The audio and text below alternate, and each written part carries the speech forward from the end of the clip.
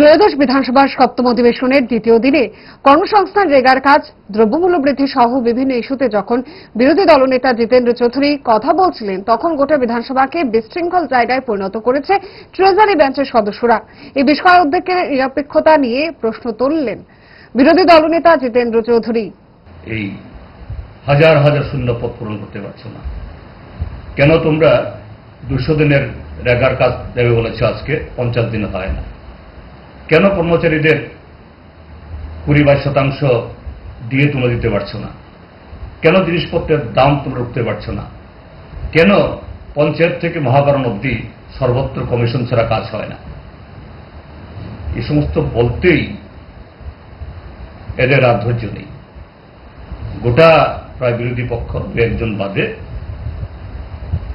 এই বিধানসভাটাকে এটা যেন একটা বিশৃঙ্খল একটা জায়গায় পরিণত করার চেষ্টা করছে। তো এই অবস্থার মধ্য দিয়ে যে গণতন্ত্র কিভাবে আক্রান্ত সারা ত্রিপুরাদের সাথে, এই বিধানসভার ভেতরেও স্বয়ং অধ্যক্ষ যিনি নিরপেক্ষ থাকবেন, যিনি এই বিধি অনুযায়ী সভা পরিচালনা করবেন, তিনিও ট্রেজারি বেঞ্চকে, তাদের অন্যায়কে, তাদের এরকম ভাবে যে কি বলে এই স্বৈরাচারী ঢঙ্গে কথা বলাকে উৎসাহিত করছেন, আজকে আমরা প্রত্যক্ষ করলাম। অত্যন্ত দুর্ভাগ্য। জুড়ে থাকে বাঁধন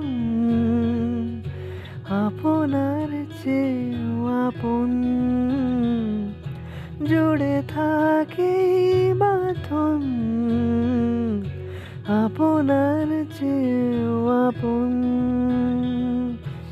আপনার চেয়েও আপন।